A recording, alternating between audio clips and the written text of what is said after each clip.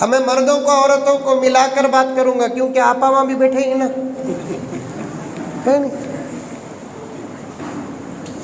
میرے آقا حضرت محمد مصطفیٰ صلی اللہ علیہ وسلم نے ارشاد فرمایا، جو عورت اپنے شوہر کی اجازت کے بغیر باہر نکلتی ہے، واپس آنے تک زمین و آسمان کے فرشتے اس پر لعنت بھیجتے ہیں۔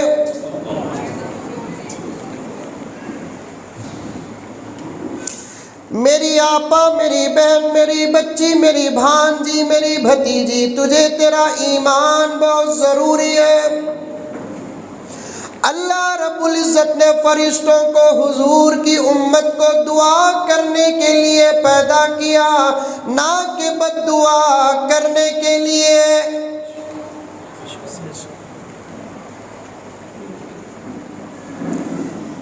حضرات علماء کرام سے پوچھ کر دیکھ لو، میرے رب کی قسم، 1,24,000 انبیاء دنیا میں تشریف لائے۔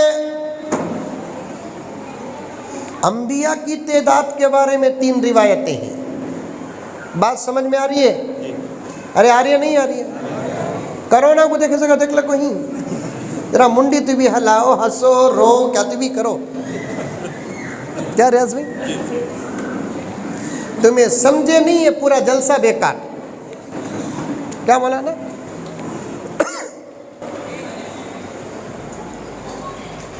جو انداز آپ کو سمجھ میں آتا ہے وہ کہہ دو، انشاءاللہ تعالی اس انداز میں اتر کر بات کروں گا۔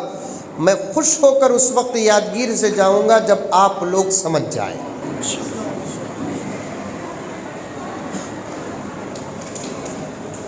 عمل کا نمبر دوسرا ہے، سمجھ کا نمبر پہلا ہے۔ آدمی سمجھا ہی نہیں تو عمل کیا کرے گا؟ اور سمجھنے کے لیے دماغ یہاں رکھنا۔ یہ منتظمین حضرات جو ہی نا بھائی، کون ہی بھی وہ گلے میں ٹیاں ڈالنے کو، بیٹھ جاؤ، سب بھی بیٹھ جاؤ بھائی، بلکہ ان کو بلا کو اسٹیج میں بٹھاؤ۔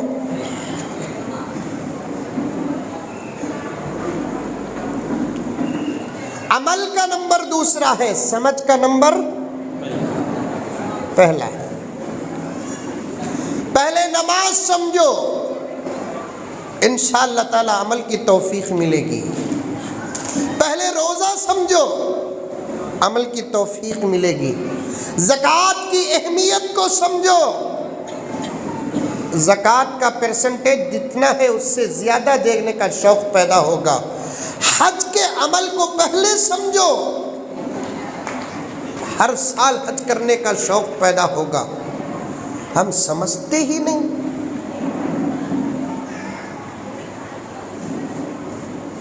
بات آ رہی ہے سمجھ میں؟ کتنی روایتیں ہیں حضرات انبیاء کے متعلق؟ 3 روایتیں۔ کل پوچھا تو بولیں گے تمہیں نہیں رہتے، ہم نہ معلوم حضرت تمہاری ٹرین 11:15 بجے۔ اگر ضد پر آ جاؤں تو کل کیا پرسوں بھی رہوں گا۔ اور خاص کر یادگیر میں محنت کرنا، میرے رب کی قسم، یادگیر میں بیان کرنا، یادگیر میں تقریر کرنا، یادگیر کی دعوت کو میری اپنی سعادت سمجھنا، میرے رب کی قسم میں اپنی نجات سمجھتا ہوں۔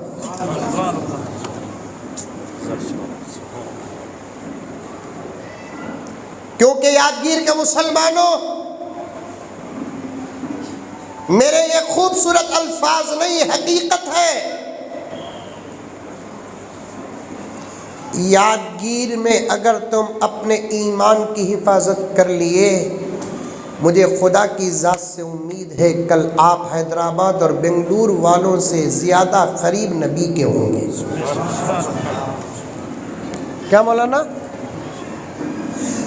بنگلور میں فتنہ نہیں، الحمدللہ، تو پھر ایمان بچانا یقیناً بات اچھی ہے، حیدرآباد میں فتنہ نہیں، ایمان بچنا وہ بڑا کمال نہیں ہے، لیکن یادگیر میں فتنہ ہے۔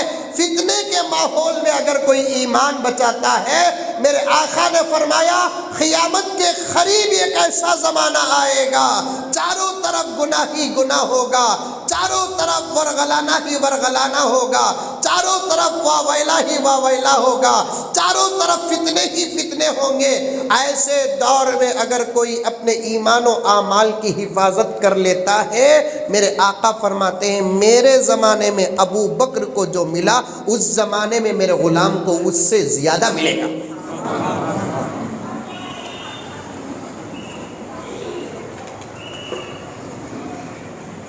ہے ایمان قیمتی چیز،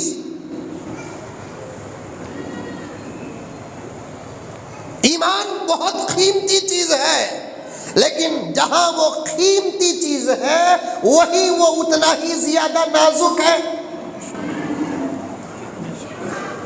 قیمتی چیز ہے مانتا ہوں میں، دنیا کے اندر میرے رب کی قسم اللہ کے تمام نعمتوں میں ایمان سے بڑھتی کوئی نعمت نہیں ہے۔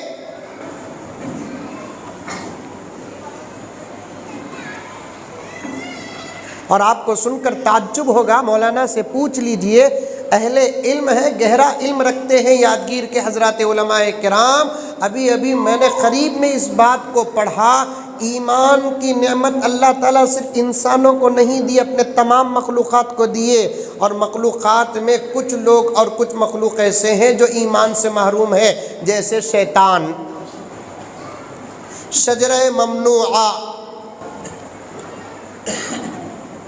ایمان بہت قیمتی چیز، اسی لیے میں ڈنکے کی چوٹ میں کہتا ہوں کہ صرف یادگیر اور کرناٹک اور ہندوستان میں نہیں بلکہ ساری دنیا میں مسلمان کسی بھی صورت سے غریب ہو نہیں سکتا۔ جس کے پاس ایمان ہے وہ غریب ہوگا؟ ہاں؟ دنیا میں کون امیر تھا، دنیا میں کون غریب تھا؟ میرے رب کی قسم قیامت کا انتظار نہیں کرنا، اپنی اپنی موت کا انتظار کرو، ادھر روح نکلی پتہ چلے گا کون امیر تھا کون غریب تھا۔ اپنی مجھے میری موت کا انتظار کرنا پڑے گا، آپ کو آپ کی موت کا انتظار کرنا پڑے گا۔ دنیا میں کون امیر تھا کون غریب تھا، آنکھ بند ہوتے ہی، جسم سے روح کا رشتہ کٹ ہوتے ہی پتہ چلے گا۔ اور جو مومن ایمان کی حالت میں مرتا ہے، میرے رب کی قسم خبر میں اس کی خوشی کو میں بیان نہیں کر سکتا۔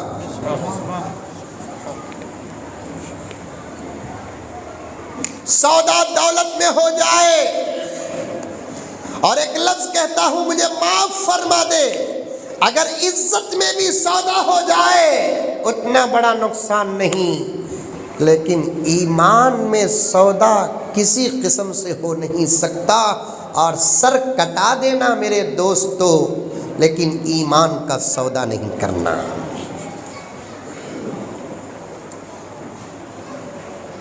جام شہادت پی لینا، دنیا کے جتنے جام ہیں ان تمام جاموں میں سب سے بہترین جام جام شہادت ہے۔ اور یہ مجھے کیا معلوم، آپ کو کیا معلوم، جو موت سے ڈرتے ہیں ان کو جام شہادت کا مزہ کیا ملے گا۔ ہندوستان میں کئی جنگیں ہوئی ہندوستان کی آزادی کے لیے، ہندوستان کی آزادی کے لیے مسلمانوں نے کئی جنگیں اور جہاد لڑی، قربانیاں ہم نے دی، شہادتیں ہم نے بھی دی، گھر ہمارے اجڑے، مساجد ہمارے ٹوٹے، مدرسوں کو استبل ہمارے بنائے گئے، قرآن ہمارے جلائے گئے، عزتیں ہماری لٹی، کباب و پکوڑوں کی طرح ہمارے بچوں کو ماں باپ کے سامنے گرم تیل میں تلا گیا، اور ہم نے سب برداشت کیا، لیکن ہمارے ملک کو غیروں کے حوالے برداشت نہیں کیا۔